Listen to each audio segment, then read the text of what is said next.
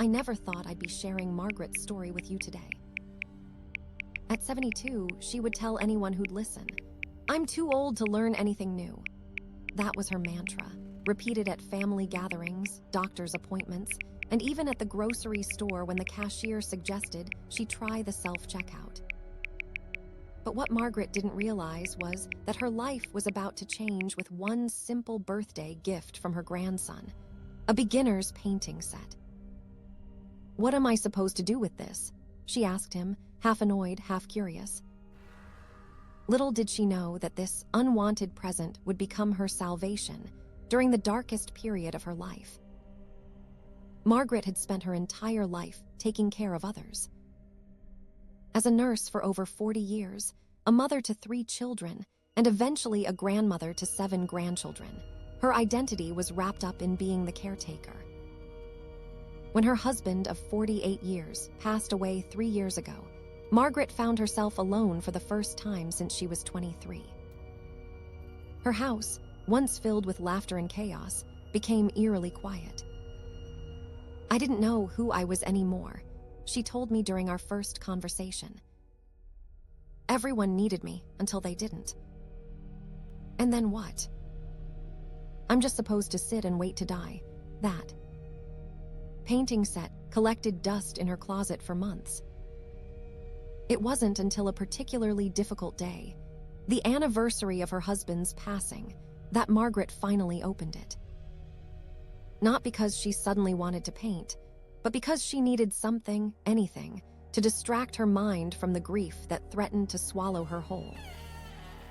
"I remember staring at that blank canvas for what felt like hours," Margaret recounted.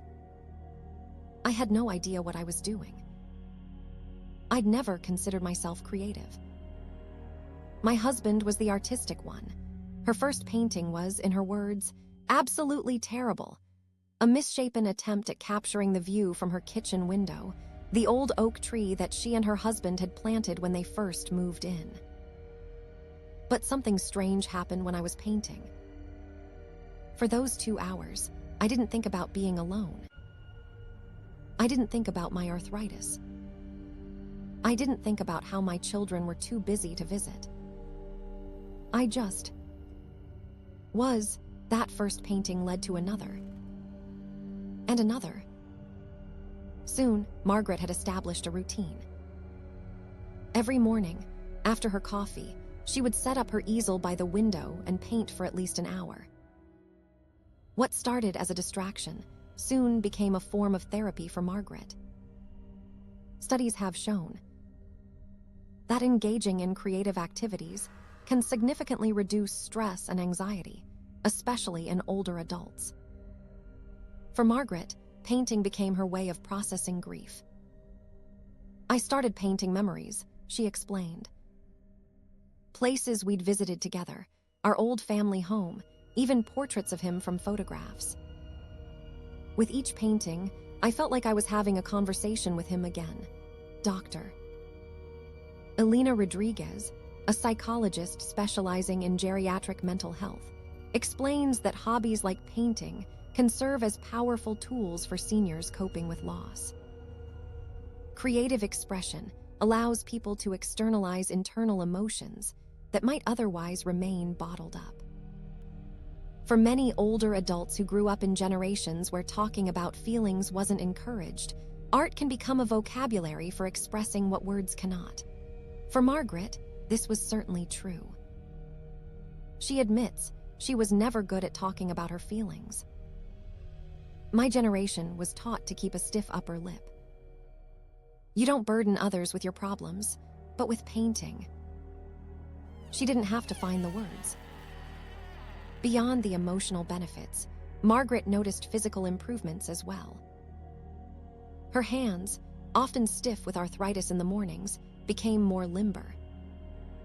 The fine motor control required for detailed brushwork served as a form of physical therapy. "My doctor was surprised at my last checkup," Margaret chuckled. "He asked what medication I was taking for my hands because they showed improved mobility. I told him it wasn't pills, it was painting. This isn't uncommon." Research has shown that activities requiring fine motor skills can help maintain and even improve dexterity in older adults. The repetitive yet varied movements involved in painting, from broad strokes to minute details, provide excellent exercise for aging hands. I used to drop things all the time, Margaret admitted. My grandchildren would come over, and I couldn't even open jars or help them with their shoelaces. Now, I'm not saying I'm as nimble as I was at 40, but I can button my own cardigans again without struggling. Perhaps the most surprising benefit for Margaret came 6 months into her painting journey. Her daughter, concerned that her mother was spending too much time alone, convinced her to join a local senior art class at the community center. I was terrified, Margaret confessed. I hadn't made a new friend since before retirement. And here I was, about to show my amateur paintings to real artists. What she found instead was a community of people just like her, seniors who had discovered or rediscovered art later in life. Some had been painting for years. Others had picked it up even more recently than Margaret. The first day, I was so nervous I almost turned around in the parking lot, she said. But then Betty, she's 80 and started painting at 75, saw me hesitating and literally came out to the parking lot to get me. We've all been where you are, she told me. Come on in. That art class has since become the highlight of Margaret's week. The group of 8 seniors meets every Wednesday, and they've formed bonds that extend beyond their shared hobby. They celebrate birthdays together, support each other through health scares, and even organized a group exhibition at the local library. We call ourselves the late bloomers, Margaret laughed. Because it's never too late to bloom. One of the most beautiful outcomes of Margaret's new passion has been the connection it's created with her grandchildren. Previously, visits had been somewhat strained, the generational gap creating awkward silences filled only with polite questions about school or brief updates on family members. My grandson Jacob, the one who gave me the painting set, he's 14 now. Before, when he'd visit, he'd just sit on his phone and I'd feel like I was boring him. Now, he asks to see what I'm working on. Last month, he even brought his sketchbook and we sat side by side drawing together for an entire afternoon. This intergenerational bonding through shared creative activities is something Margaret never expected. Her 10-year-old granddaughter, Emma, has even asked for painting lessons. Can you imagine? Margaret's voice cracked with emotion. Me giving lessons. I told her I'm hardly qualified, but she said she likes the way I paint flowers and wants me to teach her. So now, every other Saturday, Emma comes over and we paint together. Those are the best days. The power of creative hobbies to bridge generational gaps is well documented. When different generations engage in creative activities together, the focus shifts from age differences to shared experience, creating meaningful connections that might otherwise be difficult to establish. Perhaps the most surprising turn in Margaret's journey came when her art class decided to create an Instagram account to showcase their work. At first, Margaret was resistant. Social media. At my age, I could barely figure out how to text my children, and now they wanted me to learn Instagram. But with patience and guidance from both her younger classmates and her grandchildren, Margaret not only learned to use Instagram, but has become somewhat of a sensation on the platform. The Late Bloomers account now has over 15,000 followers, with Margaret's floral paintings being particularly popular. She receives messages from people around the world, many of them younger artists who find inspiration in her late-in-life artistic journey. I get messages saying, "You've inspired me to keep going," or, "If you can learn at 72, I can certainly continue at 30, Margaret shared, still sounding bewildered by the attention. One young woman from Japan sent me a message that she had been ready to give up on her art because she felt she'd started too late. She was 35. I told her she has decades ahead of her. This digital connection has expanded Margaret's world in ways she never imagined possible. She's formed friendships with artists from Australia to Canada, exchanges techniques with painters in their 20s, and even participated in an online art exchange where she mailed one of her paintings to a young artist in Germany in exchange for one of his works. If you had told me 3 years ago that I'd be discussing painting techniques with a 28-year-old man in Berlin through my smartphone, I would have said you needed your head examined, Margaret laughed. But here we are. An unexpected direction in Margaret's journey came when a member of her art class, Frank, a Vietnam veteran, suggested they offer a free painting workshop at the local VA hospital. Frank had found that painting helped with his PTSD symptoms and wanted to share that healing with other veterans. Margaret was hesitant. I told Frank I'm not a teacher. I've only been painting for a year myself, but he insisted that my story, starting something new at my age, might resonate with veterans struggling to find purpose after service. The first workshop had only 3 participants, but word spread quickly. By the 3rd month, they had a waiting list. Margaret found herself connecting deeply with these veterans, many of whom were younger than her own children. There was one young man, couldn't have been more than 30, who had lost both legs in Afghanistan, Margaret recalled, her voice softening. He told me he hadn't left his house in months, except for medical appointments. But he came to every single workshop after that. First one. Last month, he showed me a painting he'd done at home. He'd set up a little studio in his apartment. He said, "If you can start something new at your age, I can start something new with my new reality." This veteran outreach program has become a significant part of Margaret's life. The therapeutic benefits of art for veterans dealing with PTSD, depression, and physical disabilities are well documented. But Margaret brings something unique to these workshops, the perspective of someone who also had to reinvent herself later in life. "We don't just teach painting techniques," she explained. "We share stories. We listen. Sometimes we paint in silence for hours, and that's okay too. Art gives us a common language when words fail."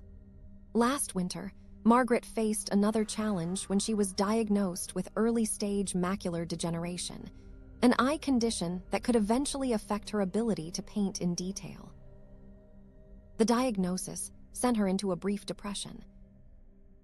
"I thought, this is it. The universe is taking away the one thing that's brought me joy," she admitted. "I stopped painting for 3 weeks. I couldn't bear the thought of starting something only to lose it again.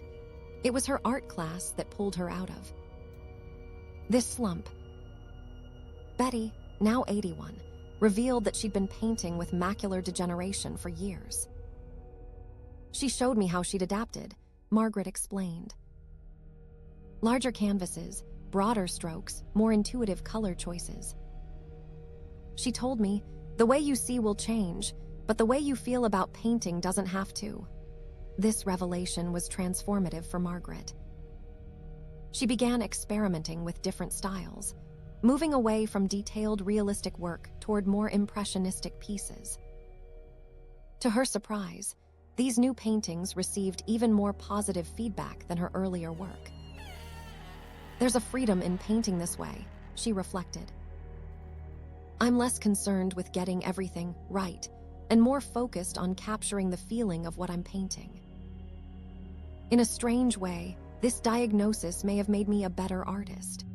Margaret's adaptation to this health challenge serves as a powerful metaphor for aging itself, learning to adjust, finding new approaches, and sometimes discovering unexpected gifts within what initially appears to be only loss. Margaret's journey from reluctant beginner to passionate painter reminds us all that it truly is never too late to learn something new. At 72, when many of her peers had resigned themselves to a life of routine and gradual decline, she discovered an entirely new dimension to her existence. I used to think that aging meant loss of purpose, abilities, connections, Margaret reflected. And yes, there is loss. I miss my husband every day. My knees aren't what they used to be. But what I never expected was that aging could also mean gain, new skills, new friendships, new ways of seeing the world. Today, at 75, Margaret teaches a beginner painting class specifically for seniors at her local community center. Her artwork has been featured in 2 gallery shows, and she recently completed a commission for the lobby of the very hospital where she worked as a nurse for 4 decades. Sometimes I look at my life now and barely recognize it, in the best possible way, she said with a smile in her voice. 3 years ago, I was just waiting for time to pass. Now there aren't enough hours in the day. For anyone watching who thinks it's too late to try something new, Margaret has a simple message. The time will pass anyway. You can spend it telling yourself all the reasons why you can't, or you can pick up that brush, that knitting needle, that camera, whatever calls to you, and just begin. You don't have to be good at it. You just have to enjoy it. If Margaret's story has resonated with you, consider what creative pursuit you've been putting off. Maybe it's time to dust off that guitar in the attic, or sign up for that pottery class you've been eyeing. The late bloomers have a saying, the best time to plant a tree was 20 years ago. The second best time is today. And if you're already on your creative journey, we'd love to hear about it. Share your story in the comments below. What hobby have you discovered or rediscovered later in life? How has it changed your perspective? Don't forget to subscribe to Hobby Renaissance for more inspiring stories of people finding new passions at every stage of life. And if you know someone who needs to hear Margaret's story, someone who thinks it's too late for them, please share this video with them. Because as Margaret would say, with a brush in her hand and a gleam in her eye, too late isn't when you're still breathing. Too late is never.